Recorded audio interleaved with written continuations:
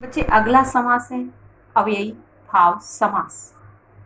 इसके अंदर क्या चीज प्रधान होती है बच्चे, इस बात को समझना है। इसके अंदर अवयव प्रधान है। अब अवयव क्या होते हैं बच्चे? उपसर्ग और प्रत्यय बच्चे हमने समझे हैं। उपसर्ग और प्रत्यय अवयव से संबंधित होते हैं, लेकिन सारे अवयव जो है हम समास के अंदर याद नहीं कर सकते हैं। इसलिए इस समास के अंदर हमें क्या याद रखना है? आ, बा, बे, यथा और भर। ये क्या है? अवयव है। मैंने इसी रेड से लिखा है। ये आ, बा, बे, यथा और भर, ये क्या है? अवयव है।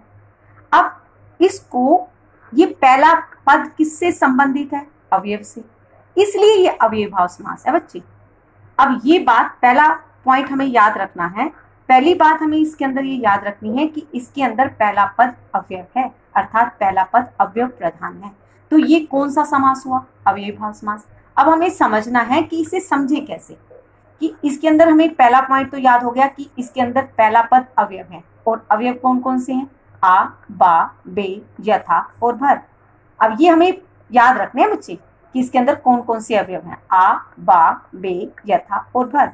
अब इससे दूसरा पॉइंट याद रखना है कि जब हम विग्रह करेंगे तो ये पीछे से आगे की ओर आएगा। अब इसके अंदर ये दूसरी बात जो है बहुत महत्वपूर्ण है।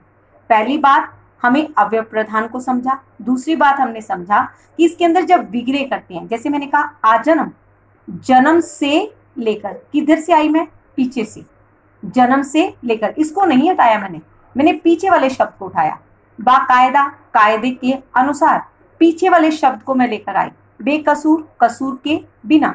यथाशक्ति, शक्ति के अनुसार। यथा का मीनिंग क्या होता है? के अनुसार। भरपेट, पेट भरकर। अब इसके अंदर दो पॉइंट हमारे समझ में आ गए कि पहला पद अवयव है, अर्थात पहला पद अवयव प्रधान है, और दूसरा जब विग्रह किया जाता है तो वो पीछे से आगे की ओर आता है। ये दोनों पॉइंट समझ में आ गए। अब दूसरा पॉइंट इसके अंदर क्या इंपॉर्टेंट है, क्या महत्वपूर्ण है? प्र और प्रति, जहां पर ये दोनों शब्द आ जाते हैं वहां पर अव्ययी भाव समास होता है। अब प्रा के अंदर क्या शब्द मैंने बनाया? प्रत्येक। प्रति के अंदर प्रतिदिन, प्रत्येक हर एक, प्रतिदिन हर दिन। अब जो हर है ये आगे से है, ये पीछे से नहीं है। सिर्फ जहां पर अवयव होते हैं वहां विग्रह पीछे से आगे की ओर होता है। प्रा और पति के अंदर मैंने पहले से किया, हर एक, प्रतिदिन, हर दिन। ये दूसरा पॉइंट था, ये पहला पॉइंट था, ये दूसरा पॉइंट था। अब तीन पॉइंट इस अव्ययी भाव समास के अंदर मुझे याद रखने हैं, फिर ये गलत नहीं होगा बच्चे। पहला पॉइंट ये था, दूसरा पॉइंट प्रा और प्रति था, और तीसरा पॉइंट था एक जैसे शब्द जहां पर आ जाते हैं, जैसे हाथों, हाथ। हाथ, हाथ दो बार आया ना बच्चे, एक जैसे शब्द था। यहाँ पर ही अवयव है, हाथ ही हाथ, ही जो है अवयव है। विग्रह किया तो मैंने क्या किया? ही, हाथ ही हाथ। एक जैसे जहां पर शब्द आ जाते हैं वहां पर अव्ययी भाव समास होता है। एक बार फिर रिपीट कर लेते हैं कि अव्ययी भाव समास में पहला पद अवयव होता है। अवयव कौन कौन से होते हैं? आ, बा, बे, यथा और भर। इसमें विग्रह पीछे से आगे की ओर होता है। दूसरा पॉइंट प्र और प्रति, जहां पर प्र और प्रति आ जाते हैं वहां पर अव्ययी भाव समास होता है। तीसरा, एक जैसे शब्द जहां पर आ जाते हैं वहां पर अव्ययी भाव समास होता है। अब ये समास आपके समझ में आ गया होगा। अब कर्मधारय समास, ये तीनों समास इंपॉर्टेंट है बच्चे, इसे ध्यान से समझना है। कर्मधारय समास मैंने पहले समझाया था, एक बार मैं रिवाइज इसलिए करा रही हूँ ताकि कोई पॉइंट समझ में ना आए तो आपके समझ में आ जाए। कर्मधारय समास क्या होता है बच्चे? इसमें चार चीजें समझनी है, उपमान, उपमेय, विशेषण और विशेष्य। अब ये चारों चीजें आपके समझ में आ गई, ये दोनों समास समझ में आ जाएंगे। उपमान का अर्थ होता है तुलना, उपमेय का अर्थ होता है जिससे तुलना की जाती है। उपमान का अर्थ है तुलना, उपमेय का अर्थ होता है जिससे तुलना की जाती है। विशेषण का अर्थ है विशेष, विशेष्य का अर्थ है जिसकी विशेषता को बताया जाता है। चारों चीजें समझ में आ गई, तुलना, जिससे तुलना की जाती है, विशेष और जिसकी विशेषता को बताया जाता है। अब कर्मधारय समास के अंदर मेन पॉइंट आपको याद रखना है कि इसके अंदर क्या क्या चीजें आती हैं। जो, रूपी और के समान। इसके अंदर जो, रूपी और के समान हमें याद रखना है कि इन शब्दों का प्रयोग यहां पर होता है। जैसे मैंने कहा कमल, नयन, कमल के समान नयन। यहां पर यह बताया गया है कि नयन जो है मुख्य है, अर्थात यहां पर नयन क्या हुआ? उपमेय। और तुलना किसके साथ की जा रही है? कमल के साथ। अब यहाँ पर ये बताया गया है कि नेत्र जो है कमल के समान है। अब ये के समान आ गया तो ये कहाँ पर हुआ? कर्मधारय समास। अगर मैं कहती हूँ कि कमल रूपी नयन, तब भी ठीक है। अगर जो लगता है तब भी ठीक है। अब ये तीनों शब्द इसके अंदर लगाए जाते हैं, लेकिन ये ध्यान रखना है कि ये चारों चीजें आपको याद होनी चाहिए, उपमान, उपमेय, विशेषण और विशेष्य। अब मैंने यहाँ पर जो, रूपी और के समान, ये तीनों बातें आपको याद रहनी चाहिए। अगर तीनों बातें आपको याद रहेंगी तो ये कर्मधारय समास आपके समझ में आ जाएगा। जैसे मैंने कहा कमल नयन, कमल रूपी नयन, कमल के समान नयन। अब कमल के समान जो नयन है, इसके अंदर नयन मुख्य है और कमल के साथ उसकी तुलना की गई है, और इसलिए यहाँ पर कौन सा समास है? कर्मधारय समास।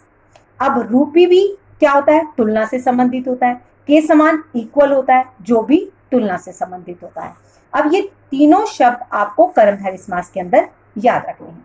अब इसके साथ हम बहुव्रीहि समास भी समझ लेंगे। अब बहुव्रीहि समास में भी ये चारों चीजें आती हैं, उपमान, उपमेय, विशेषण और विशेष्य। उपमान का अर्थ है तुलना, उपमेय का अर्थ है जिससे तुलना की जाती है, विशेषण का अर्थ है विशेष और जिसकी विशेषता को बताया जाता है। लेकिन बहुव्रीहि समास के अंदर वाला, जिसका, जो के साथ अर्थात का प्रयोग होता है।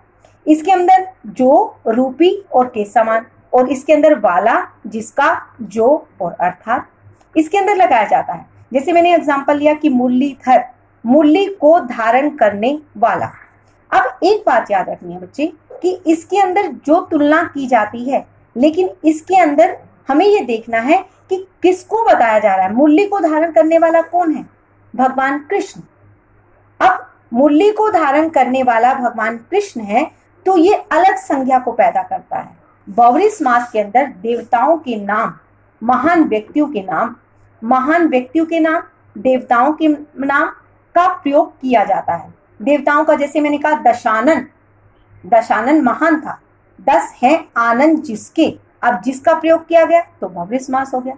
जैसे मैंने कहा पीतांबर, पीला है जिसका वस्त्र, कौन है वो? कृष्ण। अर्थात जहां पर बहुव्रीहि समास होता है ये चारों चीजें होती हैं, लेकिन जो तीसरी संज्ञा है अर्थात जो तीसरा शब्द है उसकी विशेषता को देखकर बताना है। जैसे मुरली को धारण कौन करता है ये हमें पता है, भगवान कृष्ण है। मैंने कहा श्वेतांबर, श्वेत को धारण करने वाली, या श्वेत है वस्त्र जिसके। अब श्वेत वस्त्र किसके हैं? माँ सरस्वती के। अब श्वेत वस्त्र कौन धारण करता है? माँ सरस्वती। हमें उसकी विशेषता को देखकर ये बताना है कि ये कौन है, अर्थात कौन? देवताओं से संबंधित, महान व्यक्तियों से संबंधित, और किससे संबंधित? और महान व्यक्ति और देवताओं से संबंधित जहां पर आता है वहां पर बहुव्रीहि समास होता है। ये दोनों समास एक बार फिर समझ लेते हैं कि कर्मधारय समास के अंदर उपमान, उपमेय, विशेषण और विशेष्य, ये चारों चीजें हैं। हमें इसके अंदर जो, रूपी और के समान, इन तीनों शब्दों को याद रखना है। जिसकी तुलना जिसके साथ की जाती है, अर्थात नैन की तुलना कमल के साथ की जा रही है, तो यहाँ कर्मधारय समास है। जहां पर के समान आ जाए, रूपी आ जाए, जो आ जाए, तो क्या होगा? कर्मधारय समास। लेकिन जिसकी तुलना जिसके साथ की जा रही है, अगर मैं उपमान और उपमेय को ले लेती हूँ या विशेषण और विशेष्य को ले लेती हूँ, तब भी मुझे ये समझ में आ जाएगा। अब विशेष चीज क्या है? नैन। और विशेषता किसकी बताई जा रही है? कमल की। अगर मैं तुलना किसके साथ की जा रही है? कमल के साथ। और मुख्य क्या है? नैन। अर्थात उपमेय क्या हुआ? नैन। और कमल क्या हुआ? उपमान। अर्थात हमने इसे पेयर बना दिया, उपमान और उपमेय को अलग कर दिया, विशेषण और विशेष्य को अलग कर दिया। लेकिन बहुव्रीहि समास के अंदर ये याद रखना है कि यहाँ पर जिसकी विशेषता को बताया जाता है या जिसकी तुलना की जाती है, लेकिन उस तुलना के अंदर विशेष चीज क्या है वो अलग संज्ञा को पैदा करता है, तो वो बहुव्रीहि समास होता है। जैसे मैंने कहा मुरली को धारण करने वाला। अब यहाँ पर मैंने वाला शब्द लिख दिया ना बच्चे, तो मुझे अर्थात नहीं लिखना है। अगर मैं यहाँ पर जो लिखती हूँ तो मुझे अर्थात लिखना होगा। जिसका लिखा होता है तो अर्थात लिखने की जरूरत नहीं होती है। जैसे मैंने कहा श्वेत है जो वस्त्र, श्वेतांबर, श्वेत है जो वस्त्र। अगर मैंने जो लगाया तो अर्थात मुझे सरस्वती लिखना होगा। अगर मैं कहती हूँ कि यहाँ पर दशानन, 10 है आनंद जिसके, फिर मुझे अर्थात नहीं लगाना। जिसका हमें ये बात बता देता है कि उसकी विशेषता क्या है, कि वह दशानन है, अर्थात वो रावण है। अब श्वेतांबर, अगर मैं जो लगाती हूँ तो ये याद रखना बच्चे, उसके अंदर अर्थात लगाया जाता है, वाला और जिसके साथ अर्थात नहीं लगाया जाता है। बहुव्रीहि समास के अंदर उपमान और उपमेय, विशेषण और विशेष्य के साथ एक अलग संज्ञा को पैदा किया जाता है जो देवताओं से संबंधित होती है और महान व्यक्तियों से संबंधित होती है। अब आपको ये सारे समास समझ में आ गए होंगे। अवयव समास में अवयव प्रधान है, प्र और प्रति प्रधान है, एक जैसे शब्द प्रधान है, और कर्मधारय समास में उपमान, उपमेय, विशेषण और विशेष्य प्रधान है, और इसके अंदर एक अलग संज्ञा की प्रधानता है। अगर कोई बात समझ में नहीं आई तो आप मुझसे पूछ सकते हैं। Thank you very much.